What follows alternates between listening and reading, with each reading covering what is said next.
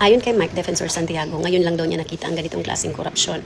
Organisado, ang leader mismo ay Pangulo. Pero kailan nga ba nagsimulang na mayagpag ang korupsyon ni Diskaya? Di ba 2016? Sinong namumuno nung panahon na yon? Di ba Duterte? At higit sa lahat, sino ang mga taong involved sa korupsyon onwards? Kasama na ang Pharmaly o COVID scam, Pogo. Di ba sa mga pro at mga Duterte? Nasaan ang presensya ng Pangulong Marcos doon? Kahit isa, wala kang maiugnay mula sa simula. So hindi siya ang namumuno, hindi siya ang leader. Ang leader ang namumuno, di ba? Wala pa siya noon. Please lang tigilan nyo na ang sambayan ng Pilipino. Huwag nyo kaming ginagawang bobo at tanga. Bobo at tanga lang naniniwala sa inyo. Dahil unang-una na mayagpag ang korupsyon sa panahon kung kailan kayo active. Isa ka na doon sa panahon ng mga Duterte. Maawa kayo sa bayan, salot kayo sa lipunan. Kayo nagpapagulo sa bayan.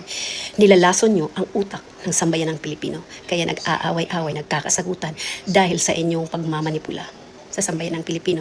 Which is kung ang punot dulo naman, nasa 2016, kayo yon. Ang sabihin mo, kaya kayo nagkakanda-ugaga na siraan ang gobyerno, ang Presidente Marcos para mapababa siya at mailuklok si Sara. Kung talagang confident kayo na mananalo ang mga Duterte, bakit hindi kayo makapag-antay ng 2028 election? Ganun na ba talaga kayo kabalahura, hindi ginagalang ang konstitusyon? Bakit nga ba kayo nagmamadali? Dahil ang totoo, napurnada ang diskarte ninyo.